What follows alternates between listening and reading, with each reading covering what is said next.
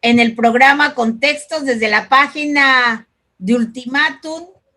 Este es un programa de análisis político. El día de hoy me acompaña el maestro Gilberto Zavala. Buenas noches, maestro. Gusto en acompañarla. Sí, desafortunadamente los otros compañeros por problemas técnicos no se han podido incorporar el día de hoy, pero aquí estamos nosotros para comentar las noticias del día. Y una de las notas que causó mucha polémica en los últimos días fue que había un proyecto aparentemente del Tribunal Electoral, ¿verdad? Donde se iba a suspender la encuesta para definir quién asume el liderazgo de Morena. Y entonces, pues los candidatos que ya están posicionados, pues estaban muy molestos por esta situación, hasta plantearon la posibilidad que era una especie de complot y que el actual presidente de Morena iba a continuar al frente hasta pasado el proceso electoral del 2021. Sin embargo, hoy como a las 3 de la tarde, el Tribunal Electoral dijo que la encuesta sigue, ¿verdad? Eso es lo que comentaron el día de hoy, ¿verdad, maestro? Es correcto, así es, maestra.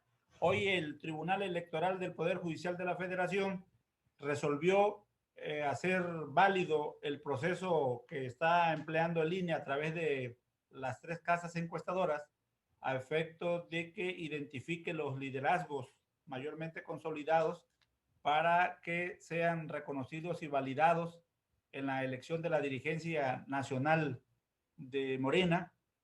Y bueno, pues ya están los dados puestos y hoy es día 6. La encuesta que está validando el tribunal es la que se empezó a hacer del día 2 al 8 de este mes. Es decir, en la ruta final, a punto de que se rompiera todo el esfuerzo, todo el entramado, todo lo que se había tejido, dicho y no dicho sobre este partido que hoy está en el poder en la República Mexicana, finalmente resolvió como reconociendo ese proceso de encuesta, de reconocimiento del liderazgo, y va. Habría que esperar entonces las reacciones de los actores. Usted acaba de decir, habían Berta pues Muñoz Luján. Ledo, ¿verdad? Hizo una serie de comentarios y también Mario Delgado sobre que se les estaba negando su derecho, ¿no? A participar. Creo que ya se puso muy interesante porque amén de que el tribunal ya dio luz verde a este proceso, valida pues el proceso, el ejercicio de encuesta que está realizando el INE, no deja de todas maneras de sonar las descalificaciones internas. Me refiero las de Porfirio Muñoz Ledo hacia uno de los aspirantes a la presidencia, Mario Delgado, el diputado Mario Delgado, y a la inversa, Mario Delgado también pegándole al también diputado Porfirio Muñoz Ledo, y por otro lado, las impugnaciones que hizo al proceso Ramírez Cuellar. Ramírez Cuellar, quien al parecer hubiera sido el ganador si la encuesta se hubiera suspendido. Correcto. Él hubiera continuado al frente de Morena hasta el 2021. Efectivamente, ese proyecto sí era real, en el que se proponía la permanencia de Ramírez Cuellar y la actual dirigencia hasta después del 2021, y resulta también extraño que en este ejercicio ya, digamos, un poco tarde de reconocimiento por parte del Tribunal Electoral del Poder Judicial de la Federación, también es un año electoral en el que ya está el ejercicio del proceso electoral 2021, y en el que en términos de ley ya no se podían llevar a cabo este tipo de procesos de elección de dirigencias, y también se llevan. Lo que me lleva a decir, maestra Queta, que me parece a mí en lo particular que el presidente de la República sigue teniendo éxito, está siendo exitoso en términos de sus movimientos estratégicos, porque este ejercicio de encuesta él lo había planteado hace varios meses, cuando empezaba los problemas internos, cuando él deja la dirigencia y la ocupa Jacob Polensky. Él habla de un proceso a través de encuestas, y hoy resulta que en la víspera ya de los tiempos, encuesta. Exactamente, hemos visto desde que tomó posesión la actual administración que al presidente López Obrador le gusta mucho recurrir, ¿no?, a la consulta popular, como ha pasado con el Tren Maya, con el aeropuerto, con este polémico aeropuerto actual, ¿verdad? Y con otra serie de temas que siempre le gusta recurrir a la consulta, porque él habla de que debemos ingresar a un estadio de democracia participativa, donde Participativa. todos y todas den su opinión. Es correcto, es correcto. A él le gusta este ejercicio de la democracia participativa que sin duda, dijéramos, trastoca o trastocaba el sistema legislativo que teníamos los mexicanos en la Constitución, pero que también estos 2 años de ejercicio de este gobierno se ha encargado de ir modificando de manera paulatina, muchas veces sin hacer mucho ruido, otras veces la oposición interponiendo los recursos constitucionales al respecto, pero ha ido modificando, ha ido tejiendo, ha ido haciendo cosas y a mí me parece que es un presidente que está operando. Más allá de que le guste o no a uno o a otra parte de los actores políticos, llámese oposición o dentro del mismo Morena, porque sí hay una oposición, por ejemplo, me regreso un poquito antes, hoy se dio la votación para desconocer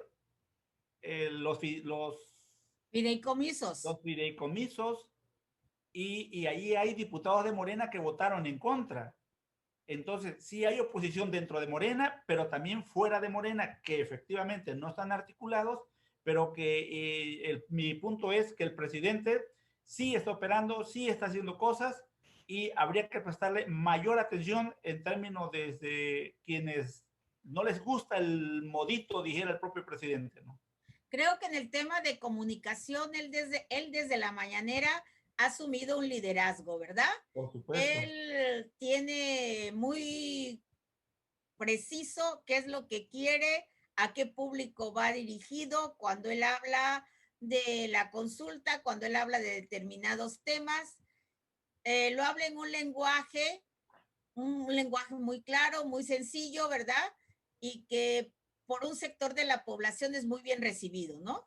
Es correcto, es correcto. Y si volteamos a ver lo de Morena, pues ya el propio presidente también les ha pegado. El presidente tiene para todos, hasta para los de su propio partido, a quienes los ha llamado en términos de la búsqueda de la dirigencia, los ha llamado oportunistas, que es un esquema antiguo, es un viejo molde, es Y como mucho dijo, pueblo, mucho liderazgo, ¿cómo dijo? mucho liderazgo, mucho pueblo para tan poco dirigente y que no hay dirección. Es decir, sí les ha pegado. Y me parece que en esta perspectiva, el diputado Mario Delgado ha recuperado ese reclamo y se ha amparado en ese discurso para incluso pegarle 2, 3 codazos al aspirante también a la presidencia de ese partido, Porfirio Muñoz Ledo, a quien lo llama que está desde su biblioteca y que desde ahí no se hace política y que él llama a una política de piso, de tierra, de contacto. Y pues bueno, ahí está el asunto. Creo que finalmente pareciera ser que queda claro que va a ser Mario Delgado el próximo presidente de Morena. Habría que ver cuál va a ser la reacción del diputado Porfirio Muñoz Ledo. Y creo que va a tener que intervenir el presidente o dicho las cosas que les ha dicho previo a este proceso en el que el tribunal ya declara válido el proceso del INE, pues lo va a tener que dejar solo, ¿no? Creo que son dos generaciones diferentes, ¿verdad? Y dos formas de hacer política. Porfirio Muñoz Ledo es un intelectual, ¿verdad? Es alguien que genera ideas, que tiene mucha experiencia en toda esta articulación, en toda la negociación, en cuestiones de mediación. Yo recuerdo que cuando estaba Porfirio Muñoz Ledo muy joven, se dio un suceso en Nayarit, cuando de estos partidos que hoy ya desaparecieron, llegó al poder en Nayarit un agente de este partido. En ese tiempo, Porfirio Muñoz Ledo, que estaba en el PRI, echó abajo esta gubernatura para dársela a otro candidato, ¿no?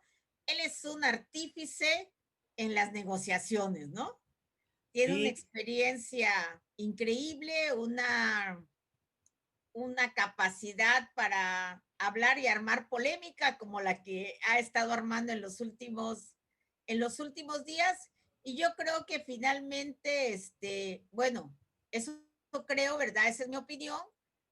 No dejará de hacer algunos comentarios, pero yo creo que seguirá participando dentro de Morena. yo- permítame rescatar, maestra Queta, lo que Juan Carlos retoma en su columna a estribor.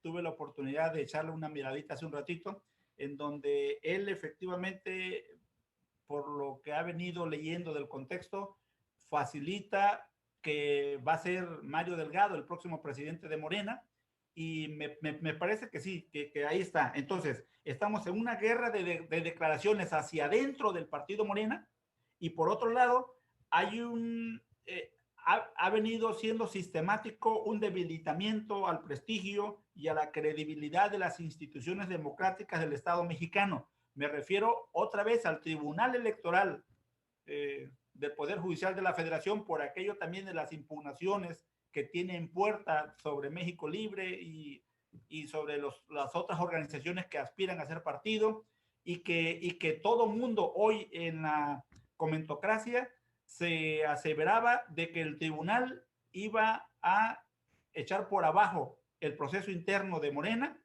y que en el último de los casos dice que va para adelante el proceso, y seguramente mañana se estará leyendo que este poder es uno más que se somete a los, digamos, Caprichos, diríamos, no a los... a los caprichos o a los mandamientos o a los pedidos de presidencia de la República. Sí, porque veíamos muy raro, ¿verdad? Que el tribunal quisiera echar abajo la encuesta, ¿verdad? Queríamos oír sus razones, si estas razones eran válidas. Y yo creo que todo se quedó en rumor, ¿verdad? Porque nunca supimos en realidad si fue cierto o no, pero ya hoy en día confirmamos que el tribunal, si había decidido que no se hiciera la encuesta, pues dio marcha atrás y ya la encuesta va.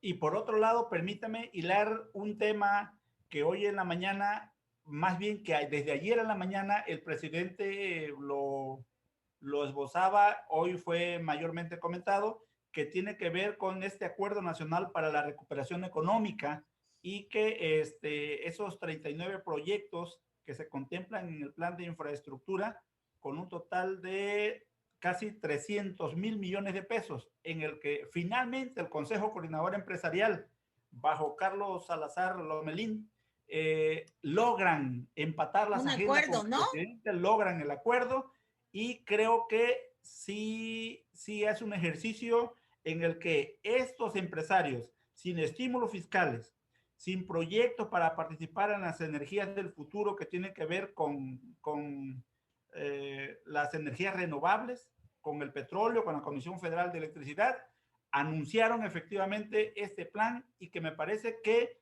a lo mejor no nos resuelve, pero cuando menos hay una perspectiva y una luz que podría generar mayor confianza o recuperar un poco la confianza de la ciudadanía en un gobierno que finalmente dice, órale, vamos a la inversión, y creo que Chiapas le va a tocar una parte. Hay algunos proyectos dentro de los 39 proyectos que se contemplan, hay una parte para Chiapas, ojalá así sea. Esto no quiere decir, por supuesto, que esté resuelto el tema de las micros, pequeñas y medianas empresas. Creo que esas todavía hace falta un tratamiento, hace falta un plan, y me parece que hay que prestarle atención, porque también allí la economía de nuestro país pasa en un porcentaje muy alto. Sí, creo que fue muy importante este acercamiento con el sector empresarial, ¿verdad? Con el que el presidente había estado muy distante, con el que el presidente había estado hasta belicoso, Es ¿no? correcto. Y que hoy logran, y que hoy logran un acuerdo. Una noticia que sí es preocupante, hoy fue un día negro, 2,789 muertes en 24 horas por el COVID, ¿verdad? Es algo que nos preocupa, este rebrote del que siempre se habló y que en Europa ya lo hemos visto desde el mirador, desde nuestro mirador de México, hemos visto el rebrote en Europa, ¿verdad? Aquí también creo que es muy importante cuidarnos, volver a tomar todas las precauciones posibles. Vemos a mucha gente en la calle sin cubrebocas, vemos a mucha gente en la calle sin guardar la sana distancia, vemos todos los lugares ya muy abiertos, ¿verdad? Restaurantes, bares, que yo lo entiendo perfectamente, es muy importante la recuperación de la economía, pero creo que aún en esta recuperación puede haber la toma de medidas precautorias, ¿no? La sanitización de los espacios, la sana distancia, que en un restaurante las mesas no estén tan cerca, ni los comensales tampoco estén tan cerca, el uso del gel, el uso del cubrebocas, cuando vayamos al súper y lleguemos a la casa, pues la limpieza de las bolsas y de todos los productos que llevamos del súper, ¿no? Creo que hay que recobrar estas medidas que poco a poco se han ido relajando, ¿no?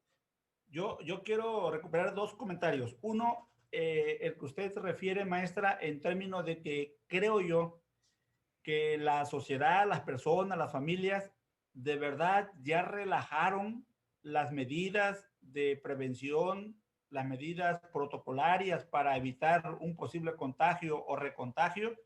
Y yo veo a mucha gente en la calle, veo a muchas familias los fines de semana saliendo, participando en lugares hasta ciertos puntos turísticos, y me parece que están así ya, inclusive los negocios dejaron de ser atentos o estrictos para recibir a los clientes. No hay tapetes con cloro, el gel es un bote que ahí está ya a un cuarto de su capacidad, ya no está lleno, puedes entrar, te puedes sentar cerca, es decir, hemos relajado como sociedad y en términos hasta de negocio, porque lo que importa es que la gente salga, la gente gaste, la gente tenga que participar en la reactivación de la economía. Pero por otro lado, he notado que el subsecretario Hugo López Gatell estuvo muy activo este día, en el que él habla de un cambio en la metodología que conllevó a que se incrementaran los datos estadísticos que tienen que ver con los decesos y que tienen que ver con los contagios.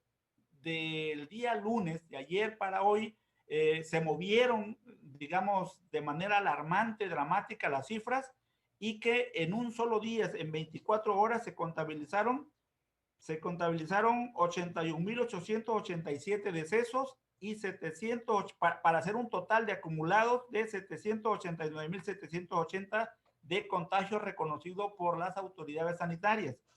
Y este subsecretario ha andado explicando, habría que prestarle atención a sus declaraciones en términos de que están contabilizando aquellos casos que de una u otra manera, como no ocurrió en la primera parte, tuvieron contacto, ya sea que se enfermaron o que murieron a consecuencia de haber tenido, insisto, contacto con pacientes que tuvieron COVID o que fueron sospechosos de COVID-19 y o cuyo familiar murió y que no fue diagnosticado como tal, y que se reactualizaron las cifras.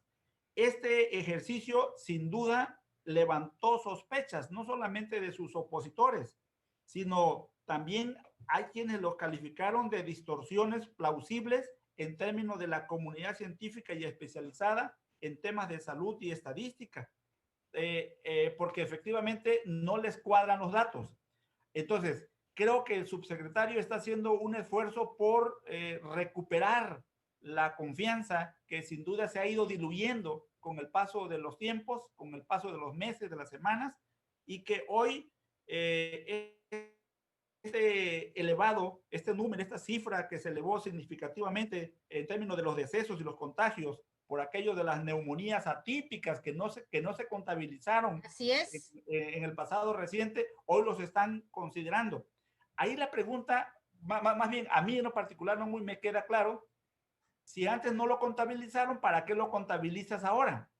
porque el pedido era, el ejercicio de la demanda anteriormente era que las instituciones médicas pudieran hacer pruebas y si alguien era sospechoso que fuera considerado dentro de las estadísticas, no solamente para que aumentara o disminuyera, sino para darle tratamiento y el cauce correspondiente. Pero no ocurrió. Hay familias que perdieron a sus familiares, es decir, que murió con un alto grado de sospecha, pero que no fueron considerados en las estadísticas. Por eso hay quienes dicen que el número de contagiados y el número de decesos sin Era duda el es número mayor. real, ¿no? Ajá, los números reales. Bueno, Sí. hoy que el subsecretario dice que se están considerando ese referente para el ejercicio de que sea actualizado, sea en tiempo real, entonces hay una reacción de los opositores, incluso de los medios de comunicación. Veía que hay una, en tiempo real, él acusa a un periódico, El Financiero, de que están haciendo de este ejercicio un modo o una manera para golpear a este gobierno federal y que creo que también ahí lo que quiero decir es que hay alerta tanto dentro del gobierno por las reacciones que se puedan dar o que están sugiriendo a partir de este reacomodo o de esta nueva metodología para medir los decesos y los contagios y que entonces se genera mayor sensibilidad y en consecuencia reacción por parte del gobierno hacia los medios de comunicación y hacia aquellos actores que de una u otra manera se han colocado como opositores a este ejercicio de gobierno. Sí, hace poco habían mencionado de que se iba a retomar el modelo Sheinbaum de la Ciudad de México.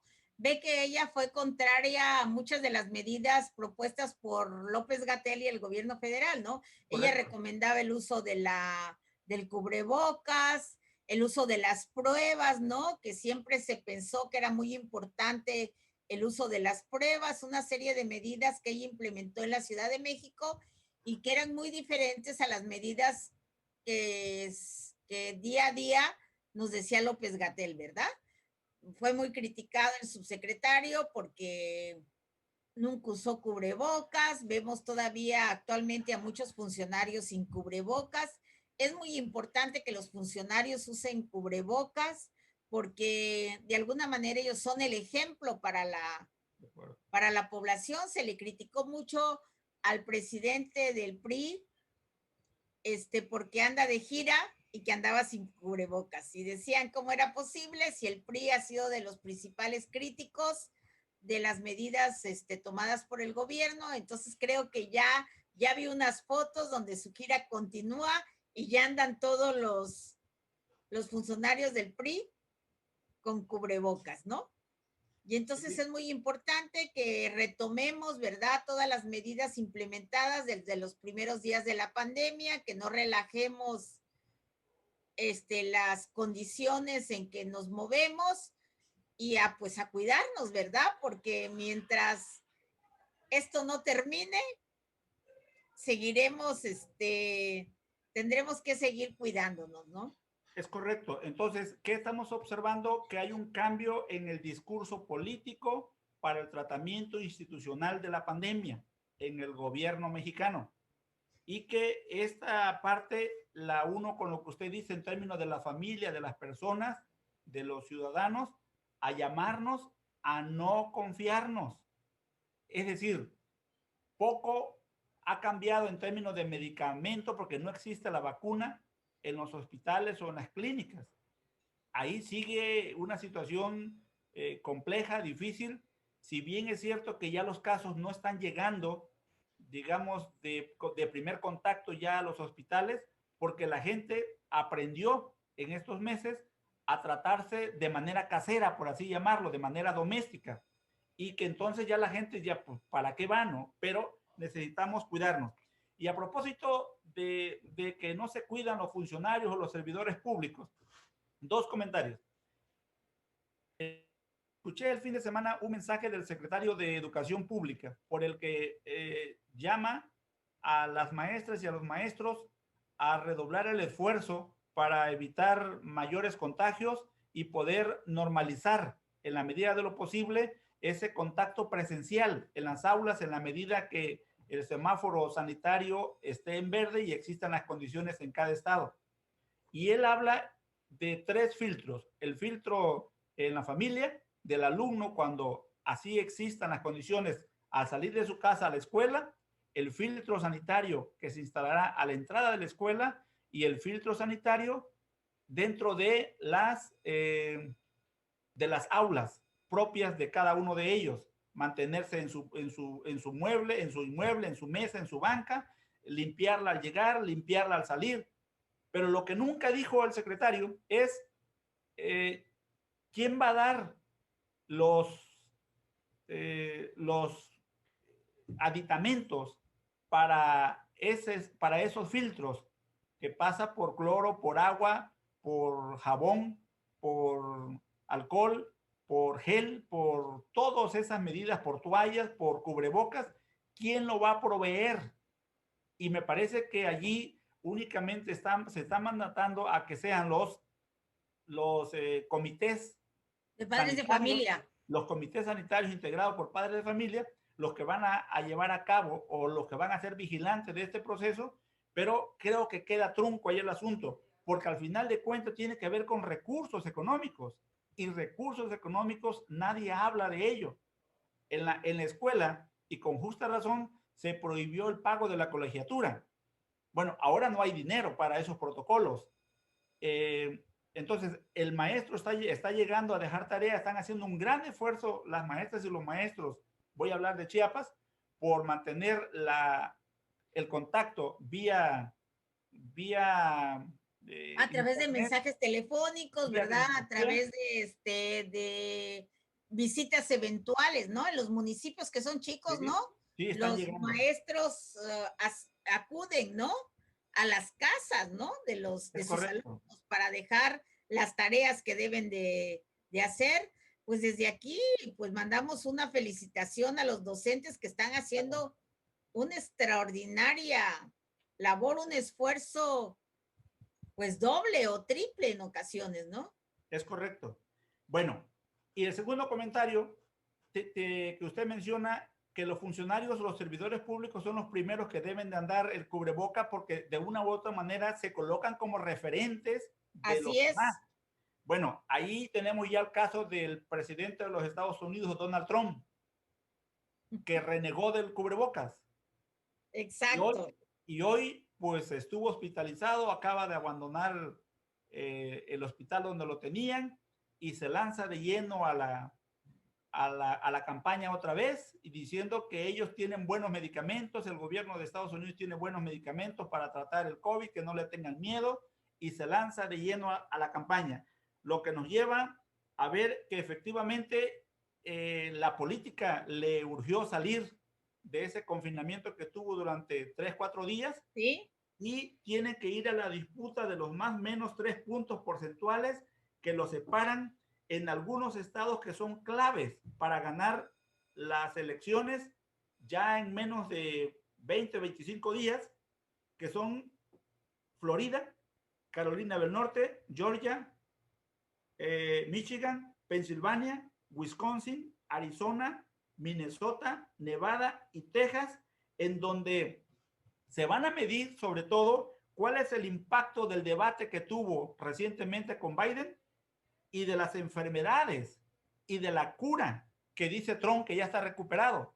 Entonces, va a ser importante porque para bien o para mal, bueno, es una elección que es allá, pero que nos pega como referente a México en términos de muchos aspectos que tienen que ver con economía, con el turismo, con culturas, en fin, muchas cosas. Entonces, habría que ver qué va a pasar. Y yo me quedo con ese referente.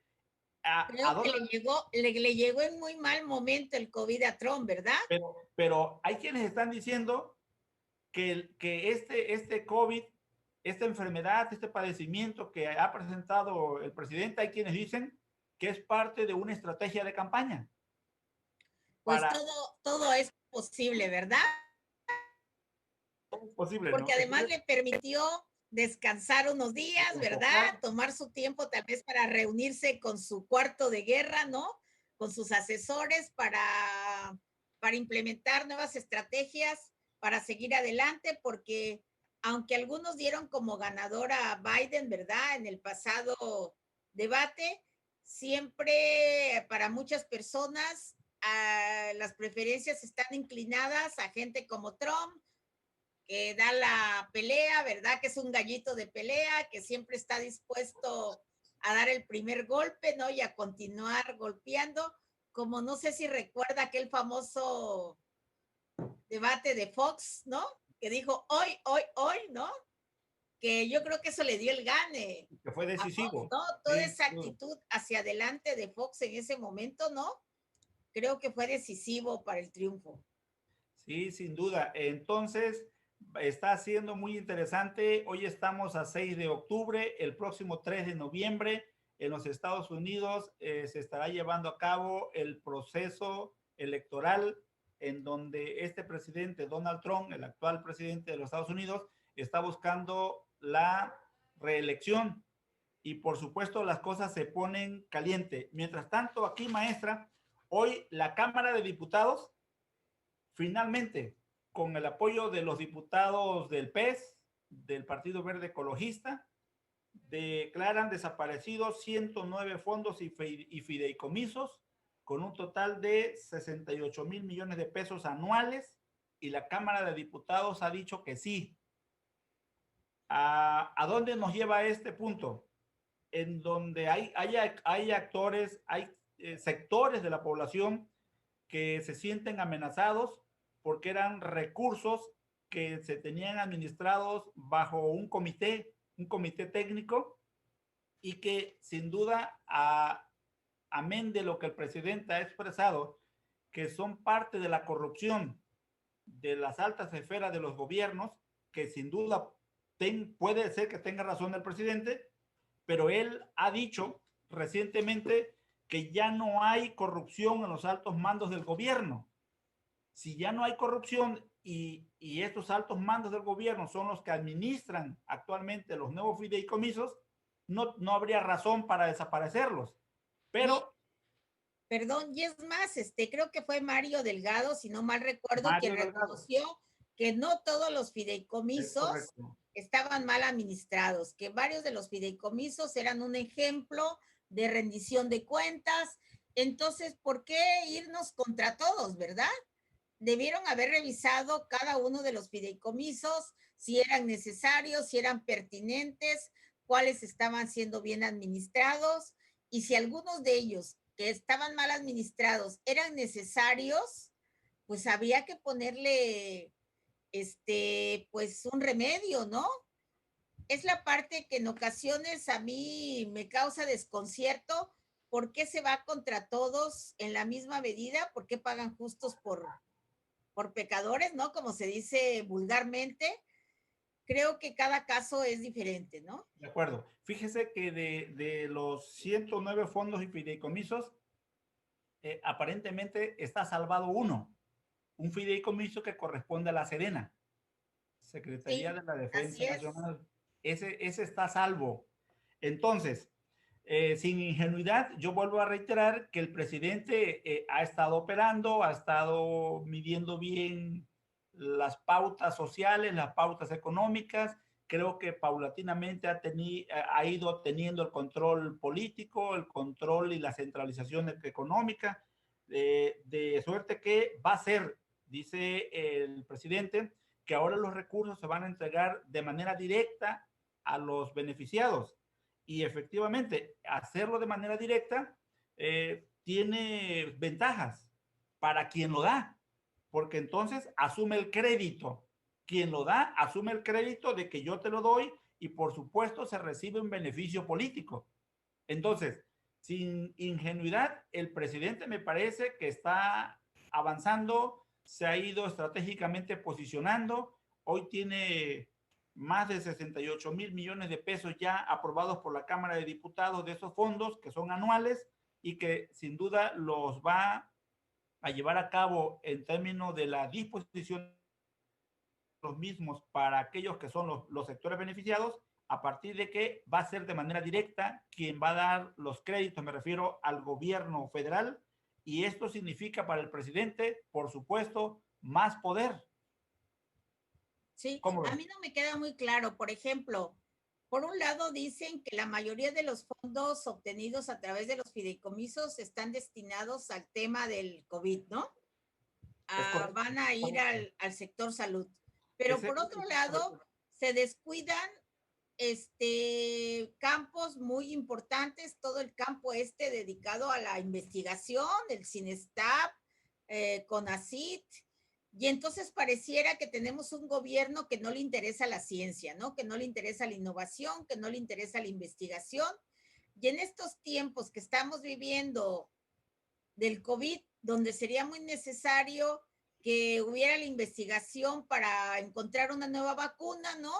Que científicos mexicanos se unieran a los de otros países en la búsqueda de un remedio para el COVID, pareciera que al gobierno actual no le interesa la ciencia ni la innovación, ¿no? Entonces, eso es preocupante. sí, mire, hay muchas cosas que la ciudadanía todavía en la emoción, porque efectivamente la esperanza no se nos vaya, la esperanza la mantengamos, está dejando de observar y de ver.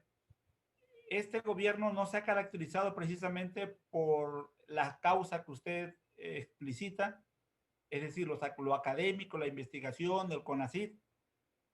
Y entonces, por eso yo hablo de que con toda intencionalidad, creo que el presidente es un presidente más allá de los 30 millones de votos que recibió, es un presidente fuerte, estratégico, que ha trabajado, que ha modificado, que ha actualizado, que ha adaptado, que ha desaparecido, que ha reemplazado figuras que antes habían, y creo que ya tiene todo el entramado institucional, formal, al alcance del poder de lo que corresponde a un presidente, y por eso yo llamo que el presidente Andrés Manuel López Obrador es un presidente fuerte, estratégico, y creo que la oposición me parece que está totalmente desarticulada o con muy poca voluntad para reagrupar un frente que pudiera eventualmente contener. Y aquí me lleva a la parte de esa asociación de los 10 gobernadores del PAN que están hoy por fuera, rearticulándose por fuera de la CONAGO, y que sin embargo recientemente la secretaria de Gobernación llamó a todos los gobernadores para dialogar, para reencauzar, y que me parece que ese ejercicio que hiciera la secretaria de Gobernación me pareció importante. Le soy honesto, no tuve oportunidad de saber en qué quedó esa reunión que convocó la secretaria de Gobernación la semana pasada.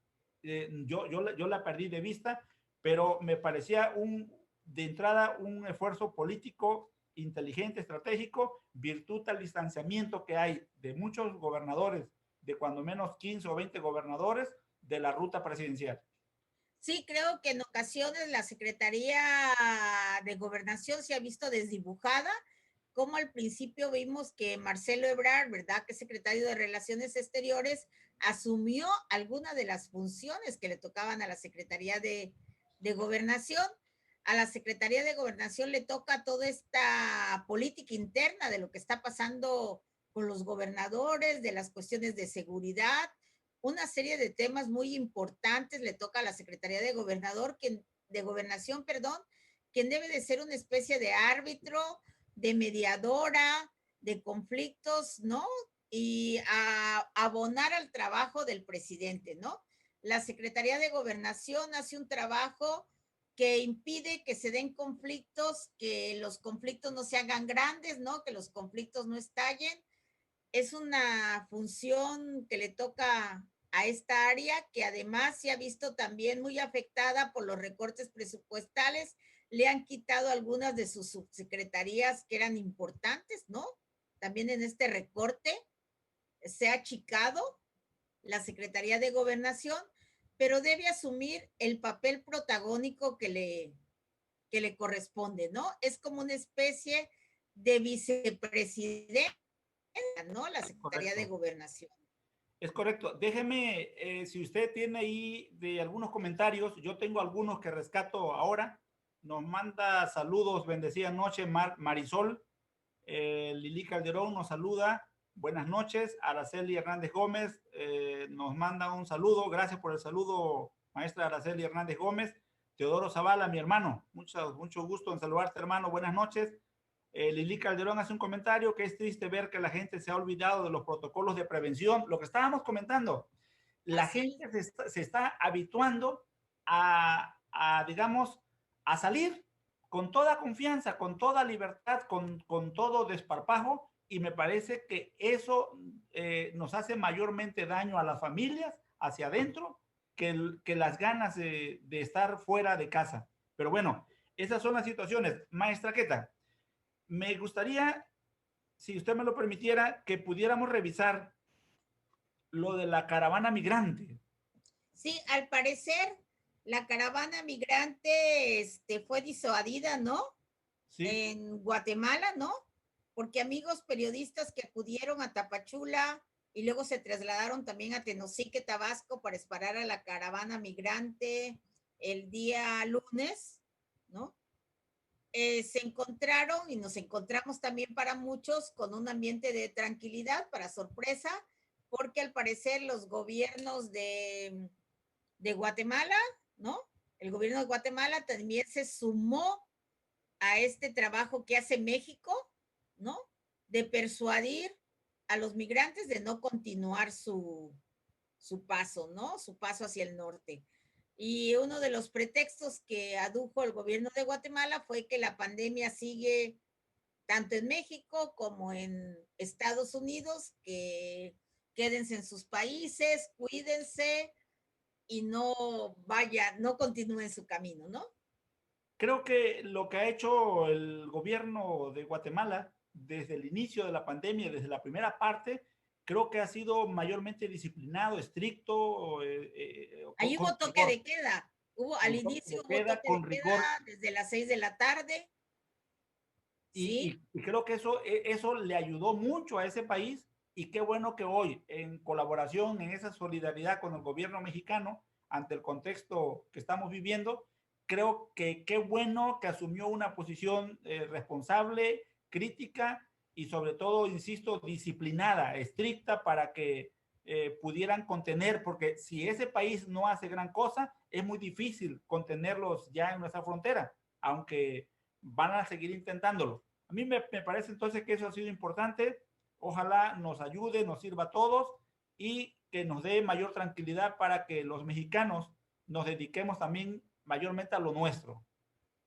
Sí, y además, porque es preocupante que cada vez hay un mayor número de niños y niñas de pues menores de edad que cruzan la frontera, tanto en busca de sus padres como del sueño americano, y que son víctimas, ¿verdad? Pueden ser víctimas de la trata de personas, del crimen organizado, y esto es preocupante, porque además, mientras pasan por México, vemos cómo desaparecen muchos migrantes en su trayecto y que luego ya no volvemos a saber nada de ellos, ¿no? Hemos sabido de muchos casos terribles de asesinatos de migrantes, que debe ser una gran preocupación para el gobierno mexicano, preservar los derechos de los migrantes. Y también vemos el crimen organizado, que está así como un ave de rapiña en ocasiones, para aprovecharse de todas estas gentes que atraviesan nuestro país por diferentes motivos, ¿no? Entonces es una situación muy preocupante. Aquí en Chiapas hay instituciones privadas y religiosas que se encargan de atender a los migrantes, ¿no? Tanto en Tapachula, en Tuzla, que era una zona donde regularmente no veíamos a migrantes. Hoy ya los tuzlecos y las tuzlecas estamos mucho más familiarizados, ¿no? Con con el fenómeno migratorio. Creo que también ya hay un programa, no sé si es de la Secretaría de Bienestar, que da trabajo temporal, creo que son por 3 meses, a los migrantes, ¿no? Para que tengan algún recurso económico para poder subsistir, ¿no? Entonces también a México, como un país de migrantes, porque también nosotros hemos sido un país de migrantes, ¿no? Debemos ponernos en los zapatos de todos los hermanos y hermanas que vienen de los países centroamericanos y buscar formas de hacer que su tránsito, si fuera necesario por nuestro país, sea seguro, ¿no? Darles asilo, albergues, para que puedan hacer de este camino algo digno, ¿no? Porque vemos a familias enteras en las calles pidiendo limosna, pidiéndonos ropa, ¿no? Y entonces esto nos mueve el corazón. Aquí en Tuxtla Gutiérrez existe una organización para mujeres migrantes de Janet Gilardón. Ella es una salvadoreña con muchos años viviendo en México. Su refugio está frente a nuestro periódico, El Ultimátum, precisamente, ¿no? Que es un albergue para migrantes que surge de esta salvadoreña preocupada por sus hermanos de Centroamérica. También creo que los franciscanos de la iglesia de San Francisco tienen otro albergue. Y entonces creo que todos y todas debemos también apoyar en la medida de nuestras posibilidades a quienes se ven en la necesidad de dejar su país, ¿no? Sí, fíjese que ahora que lo menciona, hace ya algunos años tuve la oportunidad de conocer a una doctora de Honduras que se quedó aquí en Chiapas, logró hacer su carrera, estudió ginecóloga y nos ayudó particularmente a las maestras y a los maestros en las orientaciones que correspondan a la mujer, a sus estudios, y lamentablemente por circunstancias de la vida falleció hace un par de años, pero esa doctora, sin ser chiapaneca, nos permitió acompañarnos en el contacto con las maestras, con los maestros, a partir de la escuela pública, con los padres de familia, y se hacían una serie de eventos, de actividades en donde se les acercaba los servicios que tenían que ver con la mastografía, con infecciones eh, propias de la mujer, para prevenirlos. La doctora Merly, no recuerdo su apellido, pero como ella seguramente puedan haber otros migrantes que van en busca de mayor certeza económica, mayor certeza familiar. Contra la violencia, porque Contra la Honduras vive violencia. una situación de violencia, todavía los maras, ¿verdad? Es un tema de preocupación en Honduras, ¿no? Sí, es correcto.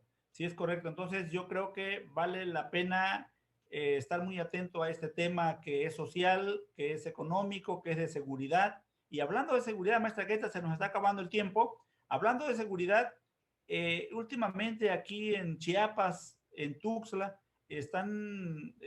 nos enteramos de feminicidios o de inclusive Desapariciones de desapariciones, jóvenes, es muy triste.